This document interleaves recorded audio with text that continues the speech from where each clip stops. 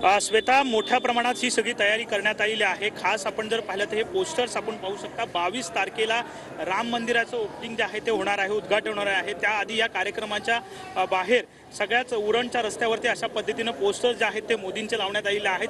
500 वर्षानंतर साकारतंय भव्य राम मंदिर, जय श्रीराम, मोदीजी धन्यवाद, असे पोस्टर जे आहेत ते ठिकठिकाणी आपल्याला लावलेले पाहायला मिळत आहेत। संपूर्ण हा उरण ते उलवे हा संपूर्ण रस्ता आहे। या रस्त्यावरूनच मोदींचा ताफा जो आहे तो मुख्य कार्यक्रमाच्या स्थळी जाणार आहे आणि त्यामुळेच अशा पद्धतीने बॅनर्स, पोस्टर जे आहेत ते मोठ्या प्रमाणात लावण्यात आलेले आहेत। जय श्रीरामचे पोस्टर जे आहेत ते ठिकठिकाणी आपल्याला पाहायला मिळत आहेत आणि मोदींचा कुठेतरी धन्यवाद जे आहेत या पोस्टरच्या माध्यमातून करण्यात येत आहे। कारण 500 वर्षानंतर राम मंदिर जे आहे सगळ्यांचं आराध्य दैवत आहेत आणि त्याचं मंदिर जे आहे ते आता साकारते आणि त्यामुळेच मोदींचा धन्यवाद करणारे पोस्टर जे आहेत ते ठिकठिकाणी आपल्याला मोठ्या संख्येनं या उरण ते उलवा या रस्त्यावरती आपल्याला पाहायला मिळत आहेत। मोठी जय्यत तयारी जी आहे ती करण्यात आलेली आहे। सगळ्या रस्त्यांवरती अशाच पद्धतीनं बॅनरबाजी जी आहे ते मोठ्या प्रमाणात मोदींच्या स्वागतासाठी होताना आपल्याला पाहायला मिळतात आणि हे खास आकर्षण आपण जर पाहिलं तर ही जय श्रीरामचे पोस्टर जे आहेत ते मोठ्या प्रमाणात या नवी मुंबईच्या रस्त्यावर आपल्याला पाहायला मिळतात। श्वेता, अगदी नक्कीच धन्यवाद विनायक, आपण दिलेल्या माहितीसाठी।